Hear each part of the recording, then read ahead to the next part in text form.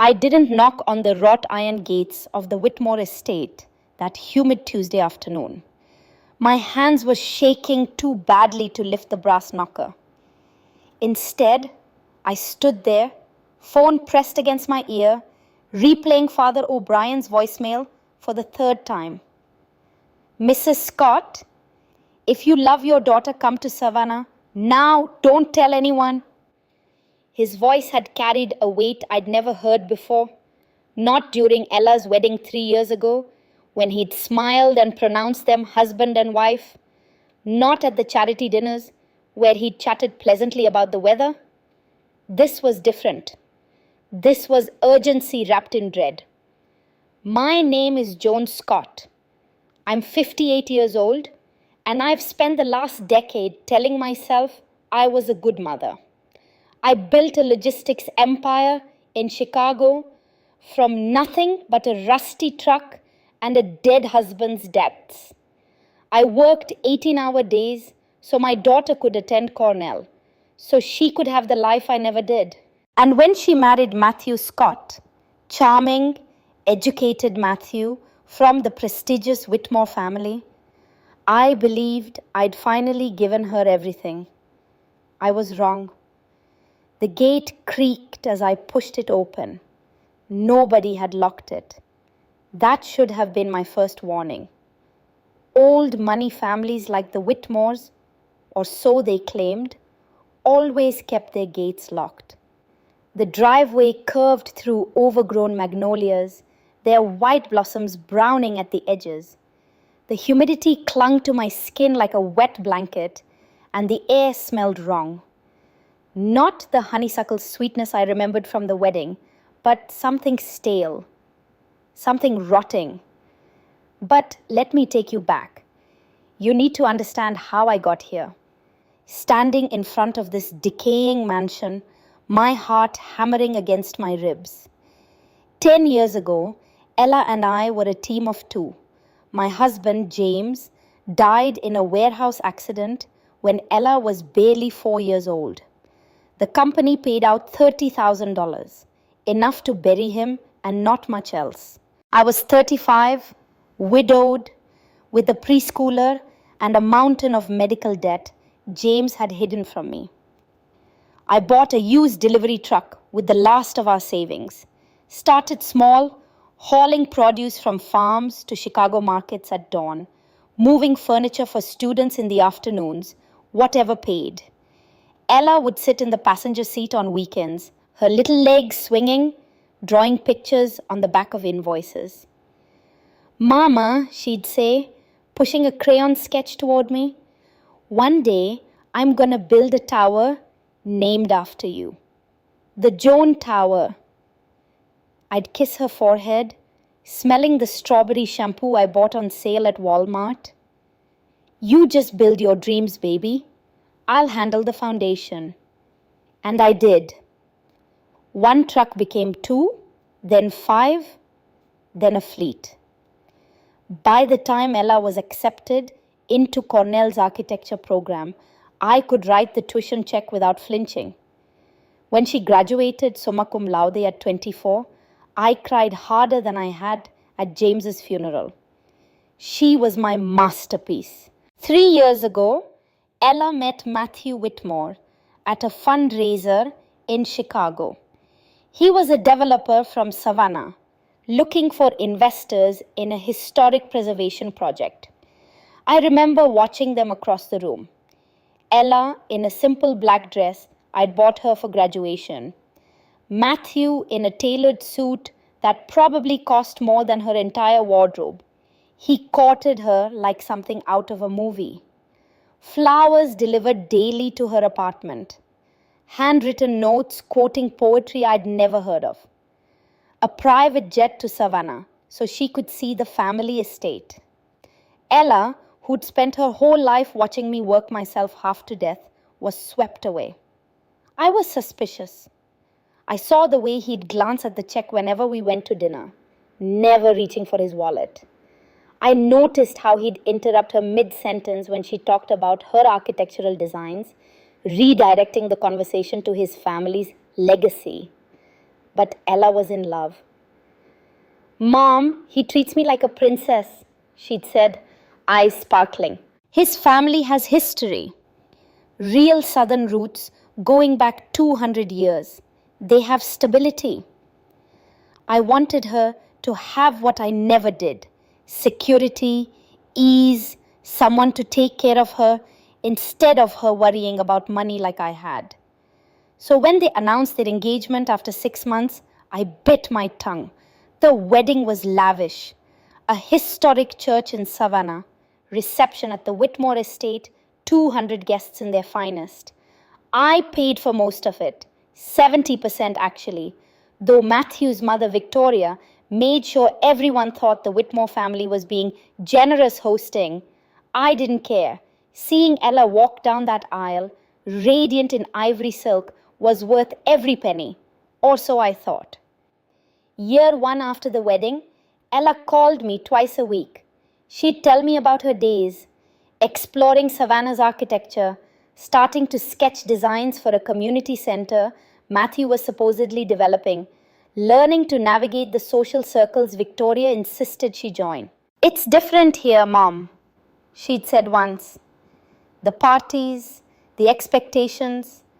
Victoria says, "I need to understand how Southern society works if I'm going to be a proper Whitmore wife." That phrase stuck with me. Proper Whitmore wife, like it was a job title. But her voice was happy. So I told myself I was overthinking. Year two, the calls became shorter. Once a week, then every 10 days. When I asked about her architecture work, she'd deflect. "Oh, the community center project fell through, funding issues. But I'm helping Matthew with his other ventures." When I asked to visit, there was always a reason I shouldn't. "We're renovating, Mom. The house is a disaster." "Victoria isn't feeling well. Maybe next month." "Matthew's traveling a lot. It's not a good time." I started sending money. 5,000 a month at first. Matthew had mentioned needing capital for a development deal, and Ella asked if I could help. Then 7,000, then 10. "It's temporary, Mom," Ella assured me, "just until the business takes off." Year three, my daughter became a stranger. Our conversations lasted 5 minutes, maximum. Her voice had gone flat, mechanical. Every question I asked got the same rehearsed response. "Everything's fine, Mom. Matthew's wonderful. Victoria sends her regards." I knew something was wrong, but I didn't know what. And Ella wouldn't tell me. Until Father Patrick O'Brien called. I stepped into the foyer of the Whitmore estate. The door had been slightly ajar. Another warning sign I'd ignored. The interior was dark despite the afternoon sun. Heavy curtains blocked most of the light. The air conditioning wasn't running. The house was sweltering. And that smell, beeswax, wilted lilies, and underneath it all, mildew. My footsteps echoed on the marble floor. No one came to greet me. In a house this size, that was strange. Where were the staff Victoria had always bragged about? Then I heard it. The sound that would haunt me for the rest of my life. The sharp crack of porcelain shattering, followed by a voice dripping with venom. "You clumsy, worthless creature! Do you have any idea what you've just broken?" I followed the voice to the dining room, and there on her knees on the Persian rug was my daughter. Ella was scrubbing at wine stains with a coarse brush, her hands moving frantically across the fabric. But it wasn't the cleaning that made my blood freeze. It was her hands themselves, raw, red, cracked open at the knuckles. The hands of a pianist, the hands I'd protected her entire childhood, destroyed. She wore a faded grey dress that hung off her skeletal frame. Her shoulder blades jutted through the fabric like broken wings. Her hair, once thick and glossy, was tied back in a limp ponytail. When had she gotten so thin? When had she become this ghost? Standing over her was Victoria Whitmore, wearing a cream silk blouse and pearls, holding a glass of iced tea like a scepter. She kicked the bucket of soapy water near Ella's leg, not hard enough to spill it, but hard enough to make Ella flinch. "You missed a spot," Victoria sneered. "If you can't even clean a rug properly, how do you expect to be a wife? Matthew deserves better than a maid who can't scrub." My daughter kept her head down. Her voice was barely a whisper. "Yes, Mother Victoria, I'm sorry. I'll do better." That voice, dry leaves crushing underfoot, the voice of someone who'd forgotten how to fight. I dropped my purse. The thud echoed like a gunshot. Ella's head snapped up.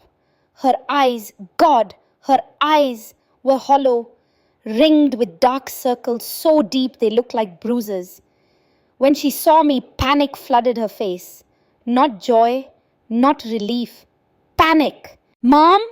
She scrambled to stand, stumbling on legs that couldn't quite hold her weight. "What are you? You can't be here." Victoria turned slowly, her expression shifting from cruelty to cool disdain. She set down her tea glass with deliberate care. "Well," she said, smoothing her skirt, "the checkbook has finally arrived in person." In that moment, something fundamental shifted inside me. The Joan Scott who signed million-dollar contracts, who negotiated with union bosses and corporate sharks, that woman disappeared. The mother in me woke up. The mother who'd driven that rusty truck 20 hours straight when Ella had pneumonia at age 6. The mother who'd slept in her car outside Cornell during finals week, just in case Ella needed her. I didn't scream. I didn't cry. I looked at Victoria Whitmore with the cold calculation of a woman who'd spent 30 years learning how to dismantle enemies. "I'm not here to visit," I said, my voice steady as steel. "I'm here to audit." Victoria stepped toward me, her heels clicking against the hardwood like a metronome counting down. "You're trespassing, Miss Scott. This is a private residence and you weren't invited." I kept my eyes on Ella. "Pack your bags, Ella. We're leaving." Victoria laughed, a harsh, grating sound. "She's not going anywhere. She's my son's wife. She has duties. The garden club meeting is tomorrow and the silver needs polishing." Ella looked between us, trembling. "Mom, please, you should go. Julian will be home soon. He doesn't like surprises." The fear in her voice broke something inside me. It was the fear of a battered animal, the fear of someone who'd learned that unexpected events led to punishment. "We need to talk," I said firmly. "All of us. Where's Matthew?" "At a business meeting in Atlanta," Victoria said, checking her diamond watch. "He won't be back until late. Now, if you'll excuse us, Ella has work to finish." I wanted to grab my daughter and run. Every instinct screamed at me to throw her over my shoulder and carry her out of this house of horrors. But I'd built a company by knowing when to push and when to strategize. If I forced Ella out now, Matthew could call the police, claim kidnapping, use the law against us. I needed proof. I needed leverage. "Fine," I said. "I'll wait in the library. Ella, when you're finished, come talk to me. Please." Victoria's lips curved into a satisfied smile. She thought she'd won. Ella nodded quickly, her eyes pleading with me not to make a scene. I walked into the library, leaving the door cracked open. The library was a tomb. Dust particles danced in the thin streams of sunlight that managed to pierce the heavy curtains. I ran my finger along a shelf. The books hadn't been touched in months, maybe years. Leather bindings were cracking from neglect. On the walls, I could see the outlines where paintings had hung. Soiled, probably, the curtains were frayed at the edges. The Persian rug beneath my feet had a water stain spreading from one corner. This wasn't a house being lived in. This was a house being slowly cannibalized. I pulled out my phone and called the one man in Chicago I trusted with my life. Marcus Rivera answered on the first ring. "Joan, you okay? I thought you were visiting Ella today." "Marcus, I need you to do something for me, now." My voice was shaking. I pressed my palm against the bookshelf to steady myself. "I need a full financial investigation. Matthew Scott and Victoria Whitmore, Savannah, Georgia. I want to know every debt, every loan, every asset, every secret. And Marcus, I needed it yesterday." There was a pause. Marcus had worked with me for 15 years, first as my company's accountant, then as a private investigator when we needed to vet partners. He knew when I was serious. "I hear it in your voice," he said quietly. "What did they do?" "They broke her, Marcus. They broke my girl. I'll have preliminary findings by tomorrow morning. The deep dive will take 3 to 5 days. Whatever it costs. Joan, whatever it costs." After I hung up, I stood at the window overlooking the garden. Ella was out there now, hauling a bag of mulch that had to weigh 50 pounds in 90-degree heat.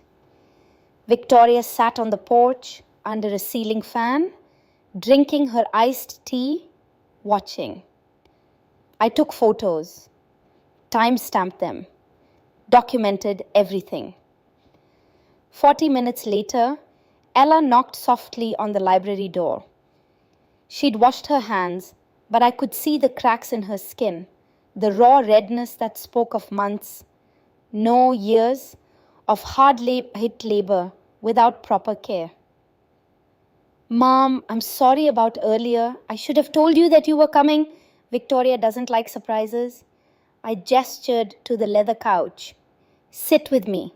She perched on the edge, back straight, hands folded in her lap, like a student waiting for the principal, not like my daughter.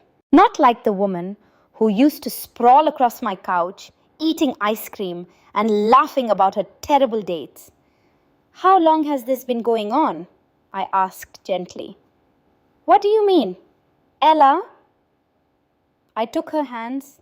She tried to pull away, but I held firm. "I'm your mother. I know you, and this," I gestured around us, "this isn't the life you told me about." Her eyes filled with tears, but she blinked them back. "Everything is fine, Mom. I'm just tired. We've been working on a big project." "Stop!" My voice came out sharper than I intended. "Please, baby, stop lying to protect them." For a moment, I saw something flicker in her eyes, a desperate need to confess, to be saved. But then it died, replaced by that mechanical blankness. "I'm a wife," she recited. "A wife supports her husband. Matthew is under a lot of pressure. The family legacy is on his shoulders. I need to be strong for him." Those weren't her words. Those were programmed responses, beaten into her over years. "Does he hurt you?" I asked directly. She flinched. "No, I'm just clumsy. I fall a lot. Yesterday, I tripped on the stairs and..." She touched her ribs gingerly. "But it's my fault. I wasn't watching where I was going." Classic abuse victim language. Blaming herself. Making excuses. "I want you to come to breakfast with me tomorrow," I said. "Just us. 9 a.m. at that cafe on Bull Street. Remember, where we ate before your wedding? I can't. I have to prepare Victoria's breakfast, and then there's the laundry. Ella! I cupped her face, forcing her to meet my eyes. I'm not asking, I'm telling you. 9 a.m. or I'm calling the police and reporting a welfare check. Fear flashed across her face. Mom, no, please don't. If you make trouble, Matthew will. He'll be so angry, and he has rights.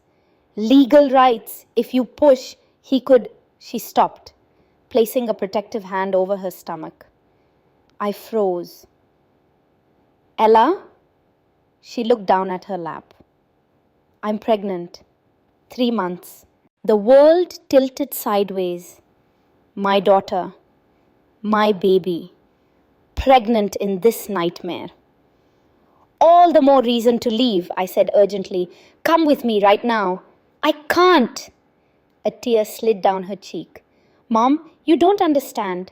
Matthew's family knows judges. Victoria's friends are everywhere in Savannah society. If I leave, if I try to take this baby, Matthew says he'll prove I'm an unfit mother. He'll take full custody. He'll make sure I never see my child. So that was the chain. Not physical locks, but legal threats and fear. Tomorrow, I repeated, 9 a.m., we're just having breakfast. Even Matthew can't object to that. She nodded weakly. Okay, I'll try.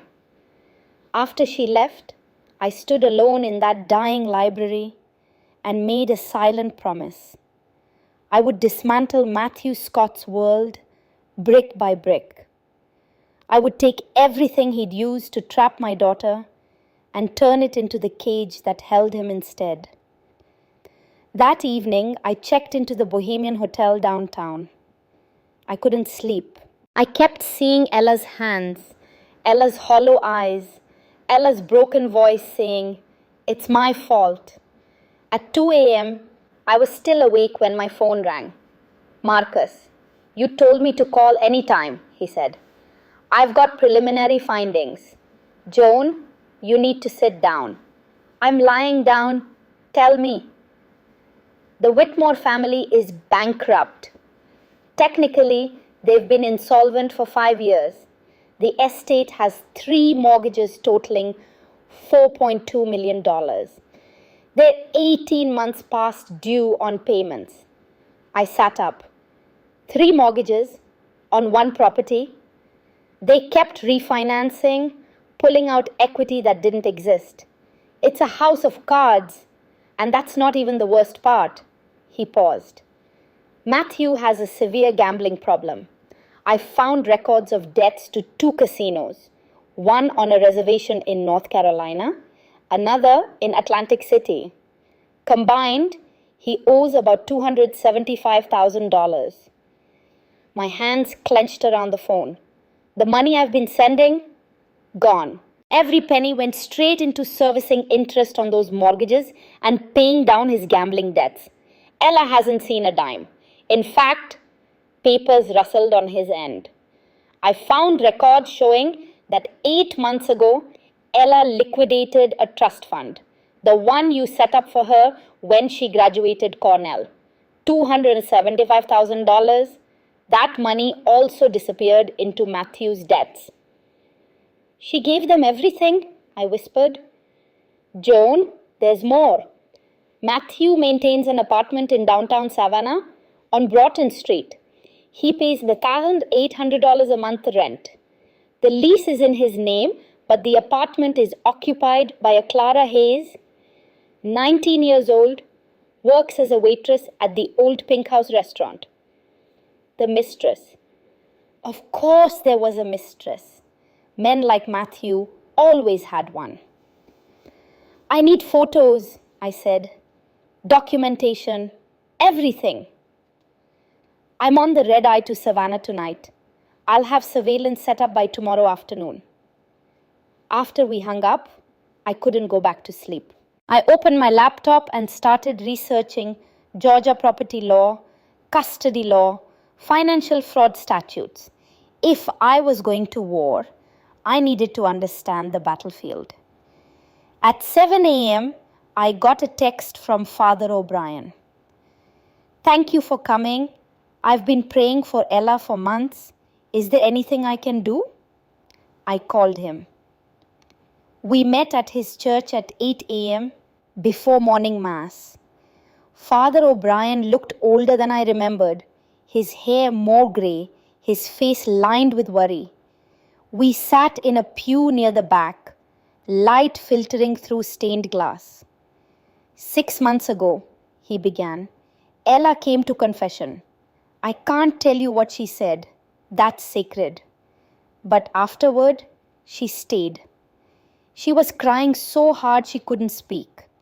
I saw bruises on her arms.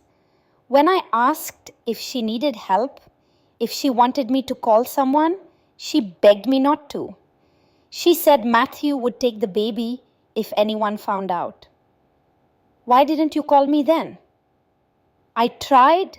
She made me swear I wouldn't. She said you'd already sacrificed so much for her, she couldn't burden you with her mistakes. He shook his head. But last week, I saw her at the grocery store. Joan, she looked like death. That's when I decided I had to break my promise. Some vows to God are higher than vows to silence. I thanked him, my throat tight. Even the priest had seen what I'd been too far away to notice. At 9 a.m. sharp, Ella arrived at the cafe. She was 10 minutes late, walking quickly, looking over her shoulder. She slid into the booth across from me. I'm sorry I'm late. Victoria needed help with her bath, and then I had to... Ella, stop. Just breathe. She ordered water. Nothing else. When I ordered her a breakfast sandwich, she protested. I'm not that hungry, Mom. Really. When was the last time you ate a full meal? She thought about it. Yesterday, I had some crackers. The waitress brought food. Ella picked at it, eating like someone who'd forgotten how. Small bites, mechanical chewing. I need to ask you something, I said. And I need you to tell me the truth. Does Matthew hit you? She froze, sandwich halfway to her mouth. I told you, I'm clumsy. Ella, Mom, please. Her voice cracked. Please don't make me say it out loud. Because if I say it, it's real. And if it's real, then I have to admit that I've wasted 3 years, that I've let you send money to a man who... She closed her eyes. He doesn't hit me often, only when I really mess up. And it's not his fault. He's under so much stress. The business, the estate, his mother's expectations. I just need to be better. If I could just be a good enough wife, he wouldn't need to. I reached across the table and grabbed both her hands. Stop! Listen to me very carefully. None of this is your fault. You didn't fail. He did. He's an abuser, and Victoria is enabling him. You don't understand. If I leave, I lose everything. My baby, my home. You'll have me. You'll have a real home. You'll have freedom. But the lawyers, the custody battle, Mom, I can't afford. I can. She stared at me. What? Whatever it takes, whatever it costs.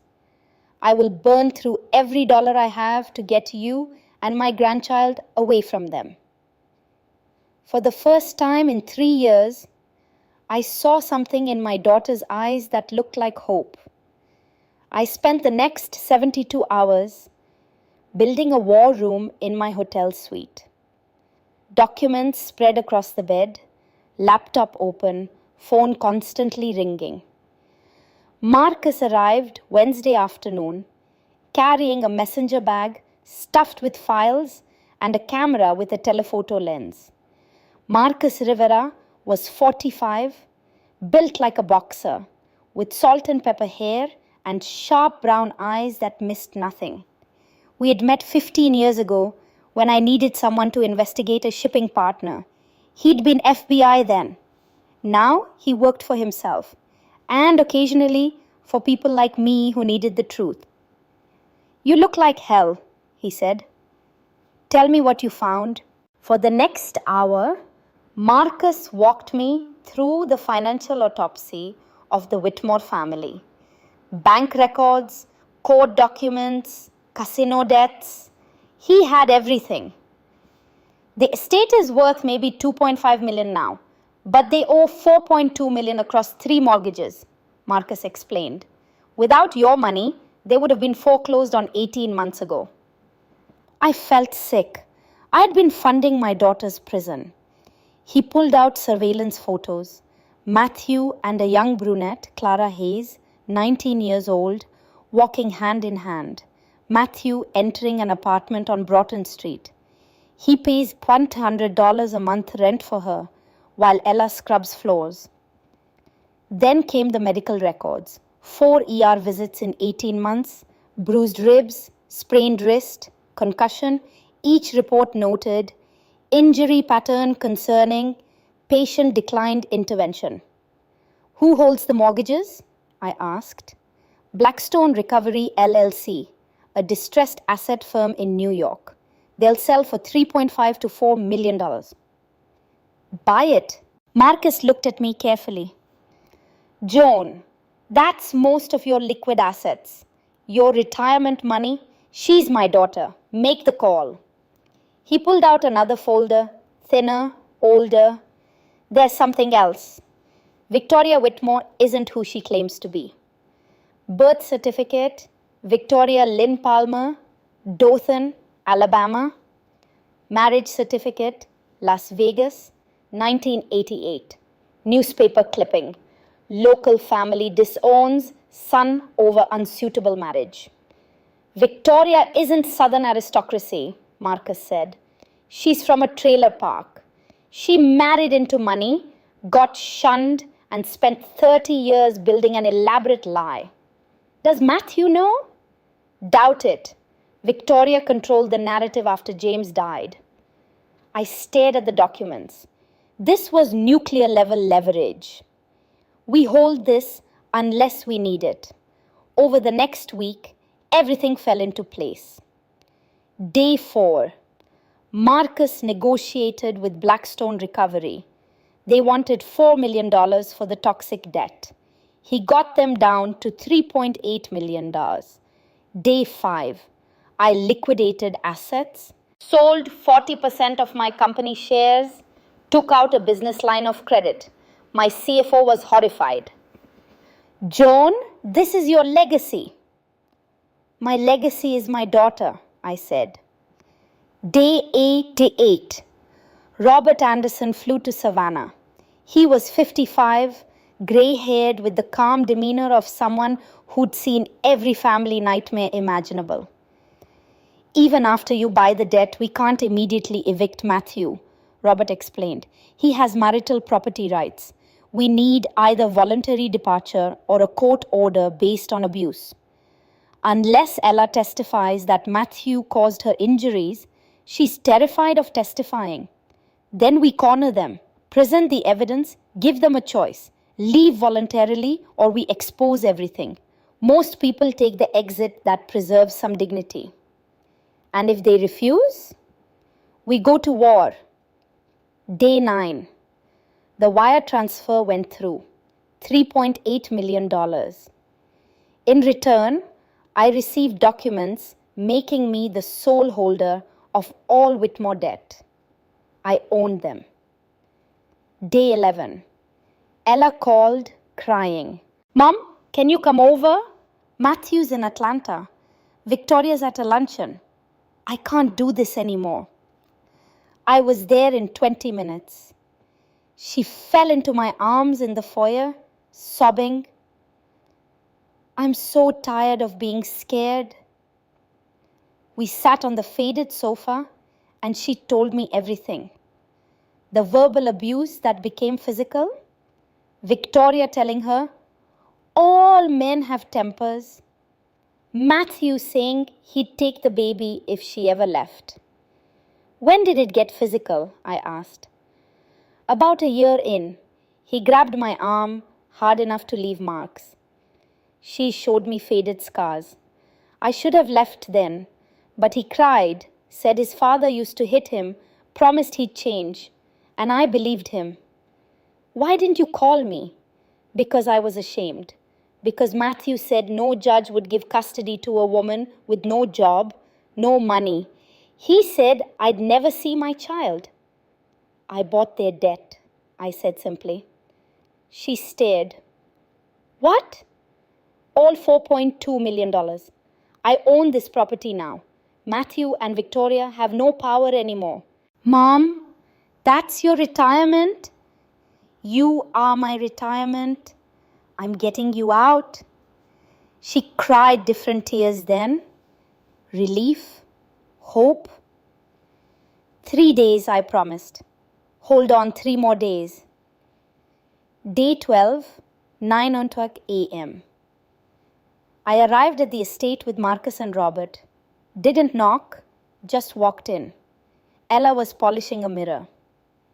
When she saw us, understanding dawned. Go to your room, I told her. Stay there no matter what you hear. Victoria emerged, holding her iced tea, wearing lavender and pearls. Joan, who are these men? Get Matthew, now. Something in my voice made her pause. I beg your pardon? Get your son, or I'll drag him down myself. Robert stepped forward. Mrs. Whitmore, I'm Robert Anderson, attorney at law. We have urgent business to discuss. Victoria went upstairs. 2 minutes later, Matthew appeared in silk pajama pants, hair mussed, annoyed. What the hell is this? This is a business meeting, I said. Living room. Now. I don't take orders in my own home. It's not your home anymore. We moved to the living room. I opened my briefcase containing 5 folders. Let's start with finances, I said. Marcus pulled out documents stamped with Blackstone Recovery LLC. As of last Tuesday, all debt on this property was purchased by Crawford Holdings, a company wholly owned by Mrs. Joan Scott. Silence. Victoria's face drained of color. That's impossible. I built a logistics empire, I said. I have exactly that kind of money. Or I did, until I spent it buying your debt. Matthew scanned the papers frantically. This is bullshit. It's real, Robert said. Mrs. Scott owns your debt. You're 18 months in default. She can foreclose whenever she chooses. Matthew's hands shook. You fucking bitch. I ignored him. Folder 2, bank statements. Over 3 years, I sent you $360,000. Every penny went to Matthew's accounts, plus Ella's $275,000 trust fund, all gone. Folder 3, surveillance photos. Matthew and Clara Hayes. The apartment lease. You've been paying $1,800 monthly rent for your 19-year-old mistress, I said calmly, while my daughter scrubbed floors. Victoria gasped. Matthew, you used my money to house your mistress while my pregnant daughter lived in fear. Folder 4, medical records, 4 ER visits, bruised ribs, concussion. She's clumsy, Victoria whispered. She's abused, and you enabled it. Matthew exploded. This is my house. You can't. Sit down, Marcus said quietly. Matthew saw something in Marcus's eyes and sank back. You have a choice, I said. Leave voluntarily today. Sign away property rights and agree to temporary custody arrangements. Or I file charges, protective orders, and expose everything in court. I pulled out the final folder. Victoria's birth certificate. Victoria Lynn Palmer. Victoria's hand shot out, grabbing it. She stared at her real name. If this gets out, I lose everything, she breathed.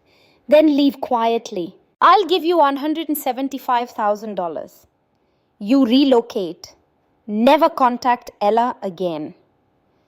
Your secret stays buried. And if we refuse, I expose everything. File emergency custody motions. Ella testifies. Every detail becomes public record. Robert pulled out his phone. I have a judge on standby. 60 seconds. The grandfather clock ticked. Matthew looked at Victoria. Victoria looked at the birth certificate. Matthew, she finally said, voice breaking, we have to take the deal. Like hell, we have to. Fear replaced cruelty in her eyes. Take the money. We'll leave Georgia. Matthew's face twisted. Fine, but Ella will come crawling back. She's too weak. Footsteps on the stairs. Ella appeared. She'd been listening. She walked to Matthew and slapped him hard across the face. I'm not weak, she said steadily. I survived you. That makes me stronger than you'll ever be. Matthew raised his hand. Instinct. Marcus stepped between them. Don't even think about it. Matthew's hand fell. Robert pulled out documents. Sign these. Property relinquishment, temporary custody agreement, restraining order, 500 feet minimum. Matthew signed violently. Victoria signed through tears. You have until 6 p.m. to vacate, Robert said. Personal belongings only. I handed Victoria a check, $175,000. Leave Georgia within 30 days or the deal is void. Victoria took it with shaking hands. You're ruthless, Joan Scott. I'm a mother, I corrected. Matthew and Victoria packed. Marcus guarded the stairs. I found Ella in the kitchen, staring at her hands. It's over, I said. I can't believe you did all this. I'd do it again tomorrow. I took her hands. You and that baby are my whole world. What happens now? We go home, Chicago. I have an apartment ready, a therapist hired, a nurse for your pregnancy. Footsteps descended.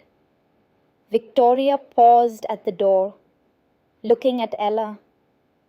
I'm sorry, she said quietly. I told myself I was teaching you strength, but I was just repeating what was done to me. James used to hit me too.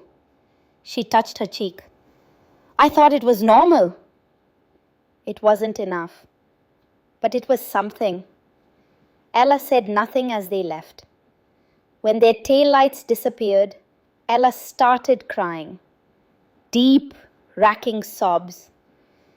I held her as she cried for everything lost and everything she was finally free to become. We left that afternoon.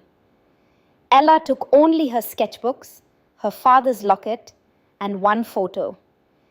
Everything else stayed behind. Dr. Sarah Mitchell met us at the airport. I'm Sarah. Today you rest. When you're ready, we'll talk. On the plane, Ella stared at Savannah disappearing below. After an hour of silence, she asked, Did you really spend your retirement on me? Every penny. I'll pay you back. Stop. You don't owe me anything. Just live, build building, raise your baby, be happy. That's all the payment I need. She leaned her head on my shoulder as we flew toward Chicago. Toward E8 home, toward freedom. Behind us, the Whitmore estate stood empty, a monument to lies. Ahead lay the hard work of healing, but my daughter was safe, and that was worth everything. The first month back in Chicago, Ella barely left the penthouse apartment I'd prepared for her. Floor-to-ceiling windows overlooked Lake Michigan, but she kept the curtains drawn. Natural light felt too exposing after 3 years of living in shadows. Week 1, she slept 16 hours a day. When awake, she apologized constantly. Sorry for using too much hot water. Sorry for making noise in the kitchen. Sorry for breathing too loud. Each apology broke my heart. I'd respond gently, Ella, this is your home.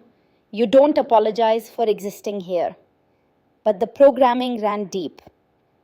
Week 2, the nightmares started. I'd wake at 3 a.m. to her screaming. I'd rush to her room and find her sitting up in bed, soaked in sweat, eyes wild. He's here, she'd gasp. Matthew's here. He's going to take the baby. He's not here. You're safe. I promise you're safe. It took 20 minutes to calm her each time. By morning, she wouldn't remember the nightmares, only the exhaustion. Dr. Sarah Mitchell came 3 times a week.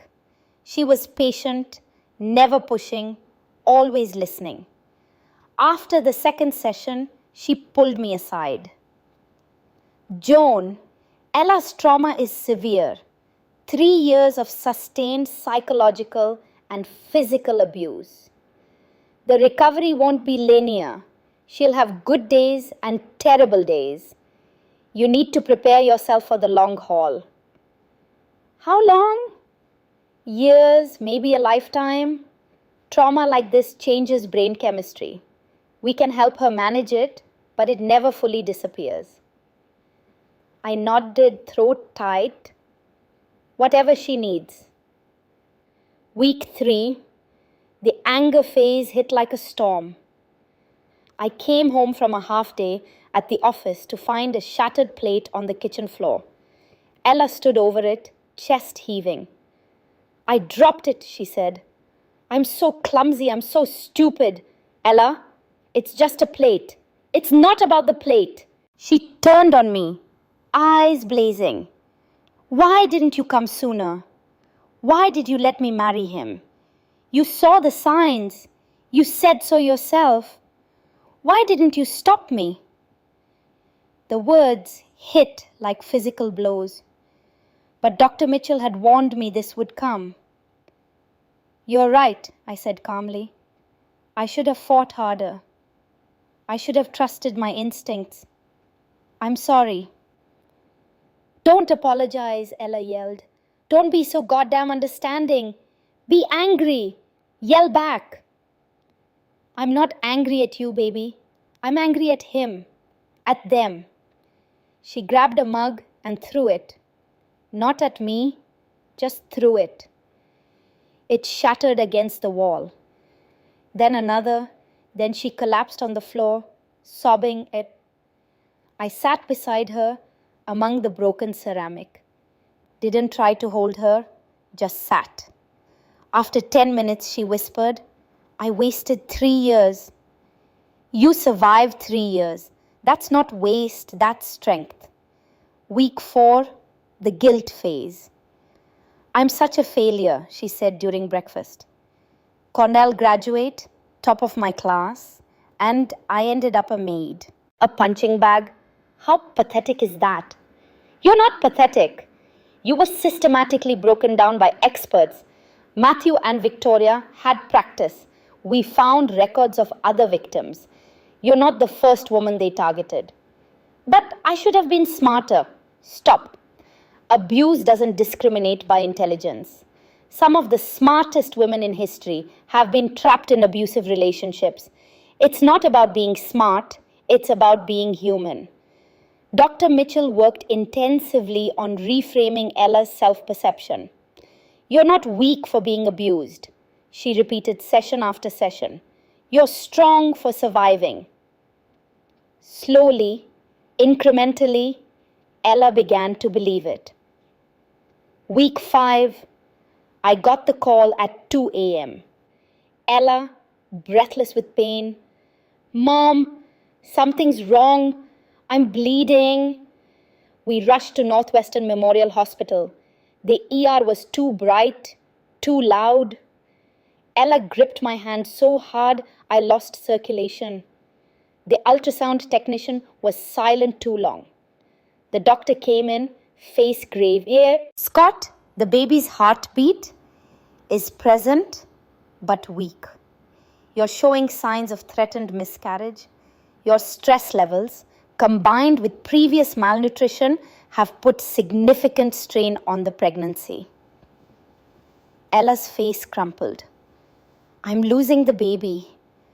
"Not necessarily, but you need complete bed rest, no stress, careful monitoring." They admitted her overnight. I stayed in the chair beside her bed, watching monitors beep and flash. At 4 a.m., Ella whispered, "Mom, I'm here.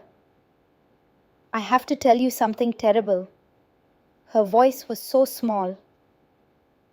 "Part of me doesn't want this baby." Is that horrible? What kind of mother thinks that? My heart broke. "Oh, Ella, it's half him. What if the baby is like him? What if I'm a terrible mother because I resent this child before it's even born?" Tears streamed down her face. "This baby deserves better than me." I moved to the bed, taking her face in my hands. "Listen to me. These feelings are normal for abuse survivors. Dr. Mitchell told me that. The baby isn't the abuse. The baby isn't Matthew. The baby is yours. And you're going to be an incredible mother because you know exactly what kind of mother you don't want to be. But what if? No what ifs. We take this one day at a time. If you decide you can't raise this baby, we'll figure something out. But I think, deep down, you already love this child. You're just scared, and that's okay."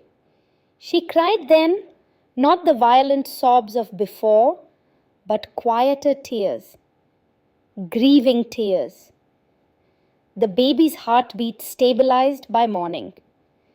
Ella was released with strict instructions. Bed rest for 2 months. Months 2 and 3. Mandatory rest forced Ella to slow down. She couldn't run from her thoughts anymore. She had to sit with them. I hired a nurse, Patricia, who came daily. Patricia was a warm black woman in her 50s who'd raised 4 kids and seen everything. "Baby girl," she'd say, "you rest. Let your body heal. Let your mind heal. Ain't nothing that needs doing that can't wait." Ella started reading again. Architecture books at first, then novels, science fiction, fantasy, romance, anything to escape into other worlds. She tentatively started sketching. Just doodles at first, then floor plans, then buildings. One afternoon, I came home to find her at the kitchen table, sketchbook open, pencil moving rapidly. "What are you drawing?" I asked. "A house," she showed me, "with big windows, multiple exits in every room, open sight lines so you can always see who's coming, natural light everywhere." "Why those features?" "So nobody feels trapped." She looked up at me. "I'm designing a house where an abuse survivor would feel safe." That was the moment I knew she'd make it. She was taking her pain and transforming it into purpose. Month 4. Marcus called with bad news. Matthews filed a custody lawsuit. He's claiming you kidnapped Ella, that she's mentally unstable, that the baby is in danger. Ella heard. She went pale. He can't. The judge said, the temporary order expires in 6 months, Marcus said gently. He's trying to get ahead of it, claiming he's completed anger management, which is a lie, and deserves custody rights. When's the hearing? I asked.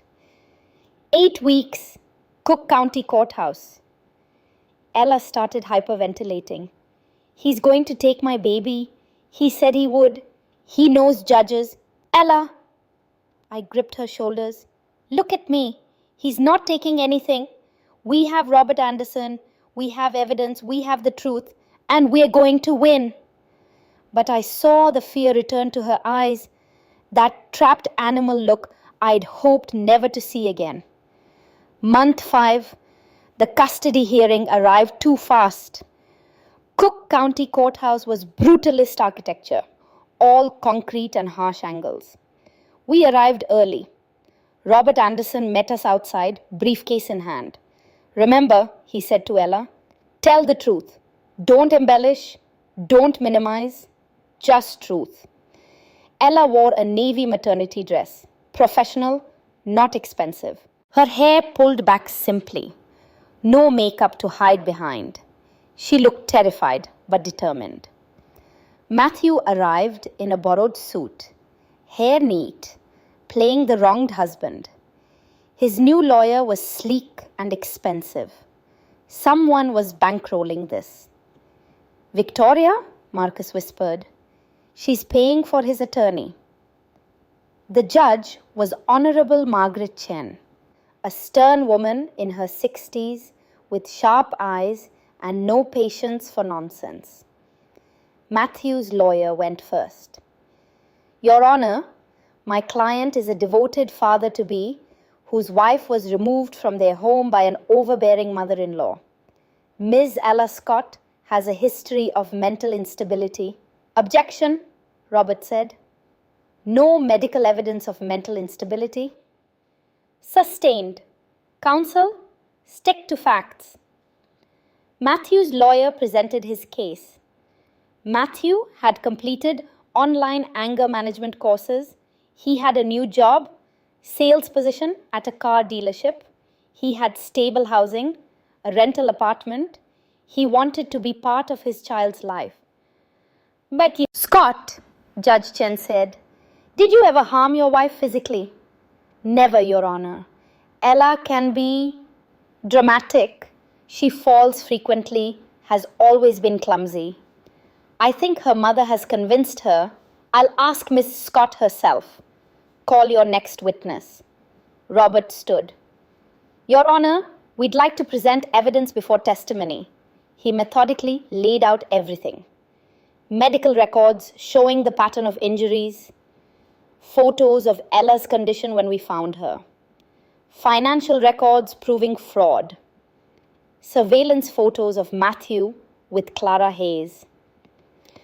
Your Honor, Robert said, this wasn't a marriage. This was systematic abuse designed to isolate and control. Mr. Scott targeted Ms. Ella Scott specifically because her mother had money. This was a predatory relationship from the beginning.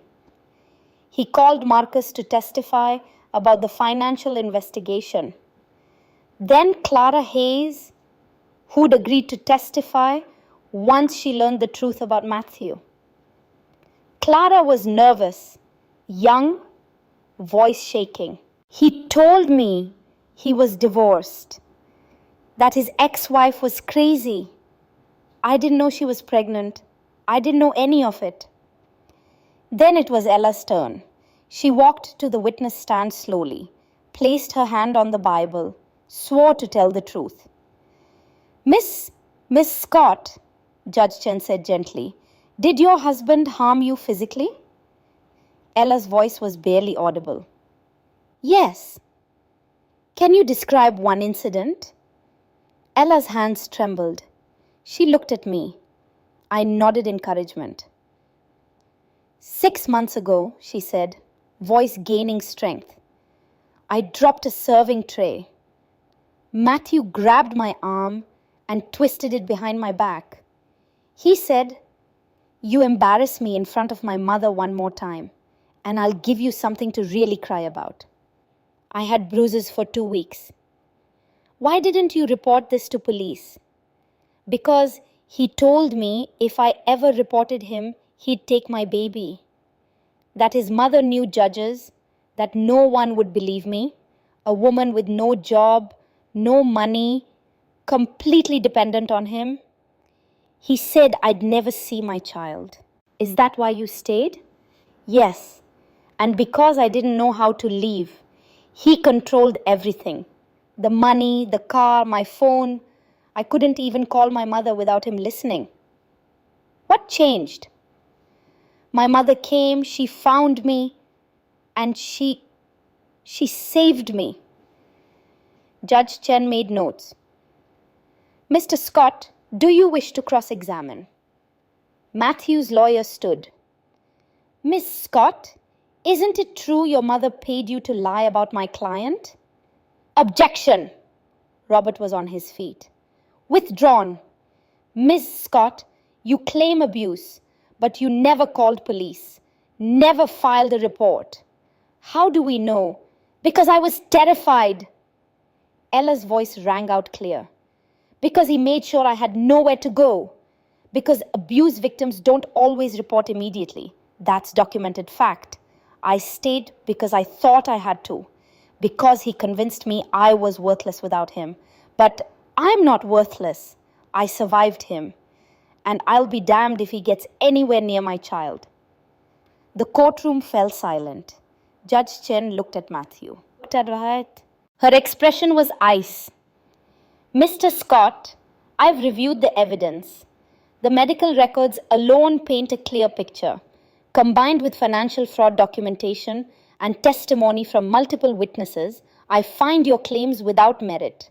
She slammed her gavel once. Custody is granted solely to Ms. Ella Scott.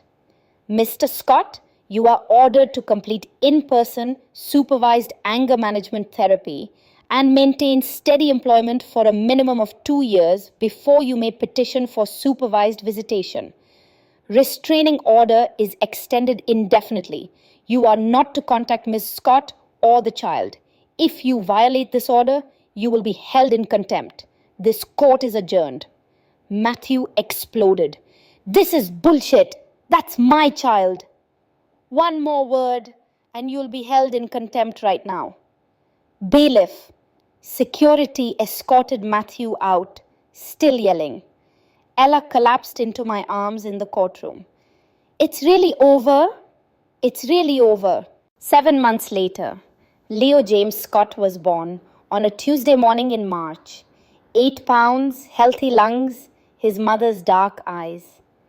When Ella held him for the first time, she cried, He's perfect. Just like his mama, I said, holding my grandson. Ella looked at Leo's tiny face. I promise you'll never know fear like I did. I promise you'll grow up knowing you're loved, you're safe, you're valued. I promise. 2 years later, Ella started working part-time at Freeman and Associates Architecture. Her first project was designing affordable housing with trauma-informed principles. Spaces that help people heal, she explained to me. Wide hallways so you never feel cornered. Windows positioned so you can see outside. Multiple exits. Soundproofing for privacy. Her lived experience became professional expertise. I used the profit from selling the Whitmore estate to establish a foundation, the Ella Scott Initiative for Survivors. It provided legal aid, temporary housing, job training, and childcare for women escaping financial abuse. Ella sat on the board. She designed the shelters. The first one opened in Savannah, Poetic Justice. 5 years later, Cornell invited Ella to keynote their architecture symposium. I sat in the audience with Leo, now 4 years old, coloring in a notebook. Ella took the stage in a sharp blue blazer, confident, radiant. 5 years ago, she began, I was on my knees, scrubbing floors in a house that was a prison. I'd forgotten I was an architect. I'd forgotten I was a daughter. I'd forgotten I was human. The auditorium was silent. My mother didn't just save my life. She reminded me that I deserved to live it. Today, I design buildings. But more than that, I design hope. Because architecture isn't just about structures. It's about creating spaces where people can become themselves again.